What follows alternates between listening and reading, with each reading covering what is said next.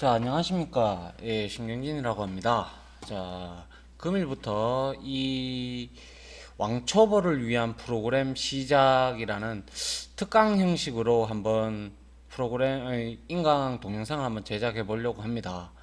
그래서 한번 보시게 되면 일단 먼저 우리가 일단 목차를 한번 볼 필요가 있는데요. 목차를 보면 제가 토탈 5개의 강의를 통해서 짧게 여러분들이 이해를 할 수 있게끔 제가 강의를 해드리려고 합니다. 1차 첫 번째로 우리는 프로그래밍을 왜 배울까라는 이 내용이 좀 필요한데요. 이 부분에 대해서 한번 보도록 하겠습니다. 첫 번째 강의니까요. 그리고 두 번째 강의 때는 이 수많은 언어들이 있죠. 여러분들이 익히 들어서 알고 있는, 혹시나 처음 들을 수도 있겠지만 C 언어나 자바나 뭐 안드로이드, 그리고 뭐 JSP 등등 꽤 많은 언어들이 있습니다. 이런 것들에 대한 특성과 활용 범위, 그러면 이러한 것들을 알았다면 어떻게 공부를 해야 되는지, 그리고 이렇게 됐으면 이제 개발자로서 갖추어야 할 능력, 그래야 취업을 우리가 이뤄낼 수가 있겠죠.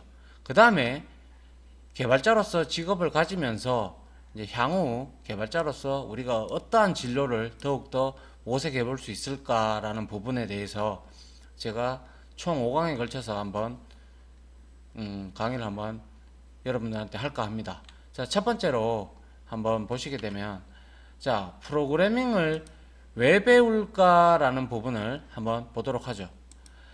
자, 그래서 자, 일단은 1차적으로 보실 거는 이겁니다. 자, 향후 5년 내에 일자리가 500만 개가 소멸 예정이다 이렇게 되어 있는데요. 이미 소멸은 시작됐습니다. 그죠?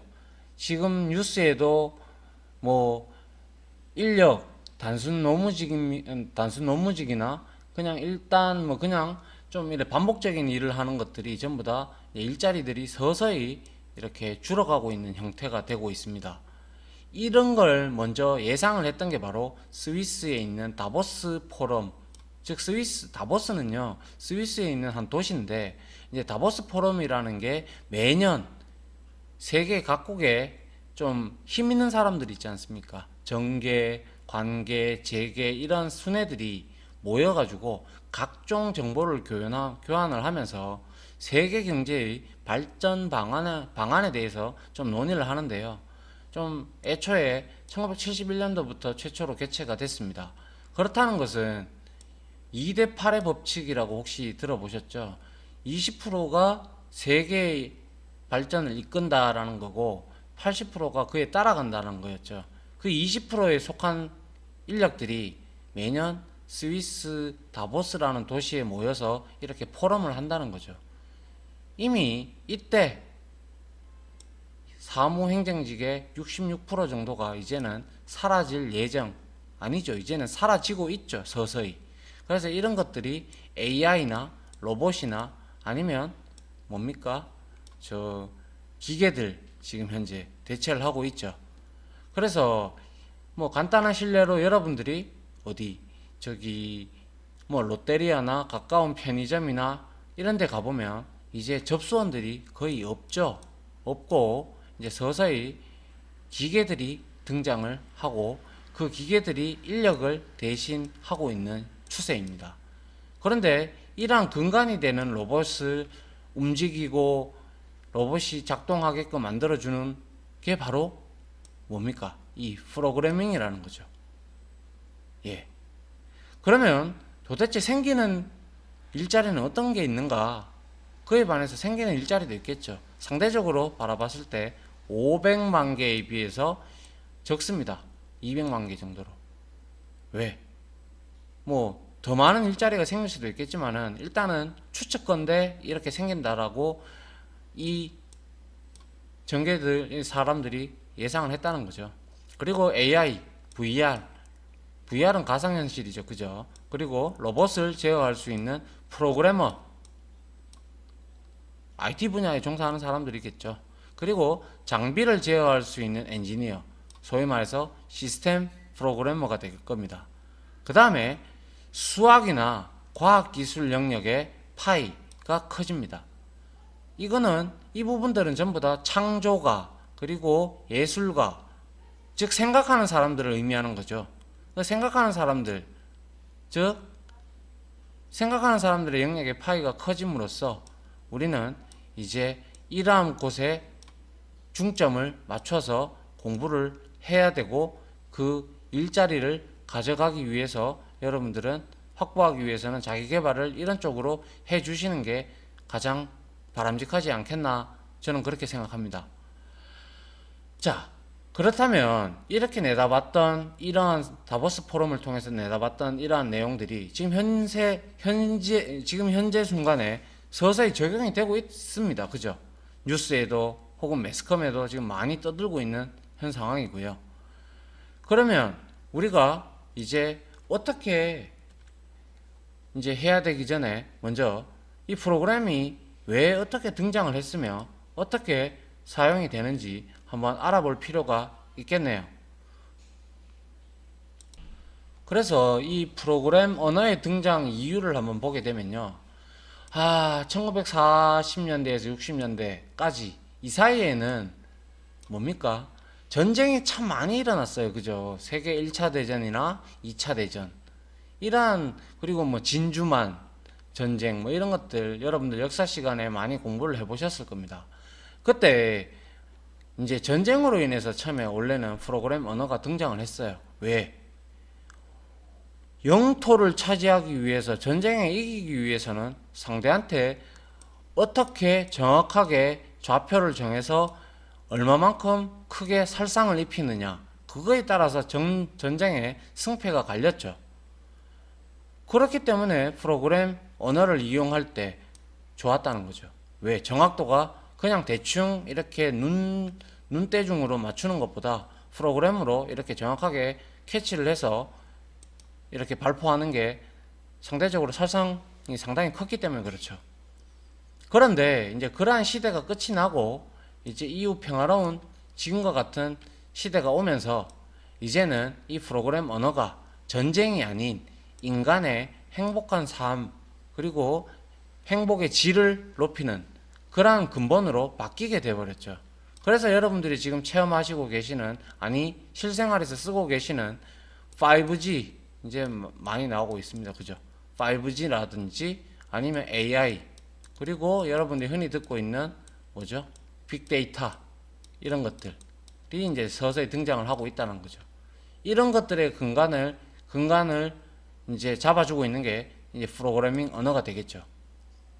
원래는 이 프로그래밍 언어의 근본적 목적은요, 어린 시절부터 교육을 받으면서 창의력이나 이러한 사고력, 논리력 배양의 목적이 있다라는 건데, 이거는 밑에 내용을 부연 설명하는 건데요.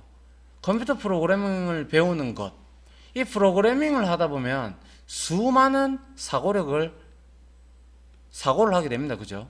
여러 가지 사고를 하게 돼요. 예를 들면 이러한 산이 하나 있다면 A라는 사람과 B라는 사람이 이렇게 있다고 칩시다. 그러면 이 A라는 사람은 이 등산을 처음 해보는 사람이고요. B라는 사람은 이 길을 밥 먹듯이 왔다 갔다 하는 사람이라고 가정을 한다면 이 A라는 사람은요, 어떻게 되겠습니까? 길을 모르기 때문에 이렇게 둘러 이렇게 갈 수가 있을 거죠. 그래서 정상을 가게 될 겁니다. 그죠? 그런데 그에 반해 이 B라는 사람은 밥 먹듯이 왔다 갔다 했으니까 이렇게 둘러갈 필요 없이 그냥 지름길을 알고 있으니까 이렇게 가버립니다. 지금 제가 이렇게 말씀드리는 것은 즉 사고의 방식이 사고를 많이 하면 할수록 어떻게 됩니까? 즉 많은 사고를 하게 되면 경험이 많이 쌓이니까 이렇게 올라가죠. 이게 우리가 흔히 말하는 노하우가 될 거예요. 그죠? 그래서 레고 블록 조립하듯이 논리적인 사고력을 표현할 수 있는 능력을 기르는 게 어쩌면 컴퓨터 프로그래밍을 배우는 것과 똑같다라고 생각하시면 됩니다. 이걸 함으로써 부수적으로 창의력, 사고력, 논리력까지 우리는 배양을 할 수가 있게 되죠. 그거는 자명한 사실입니다. 그래서 이러한 컴퓨터 프로그래밍을 하기 위해서 많은 플랫폼들, 즉 도구들이 많이 나와 있는데요.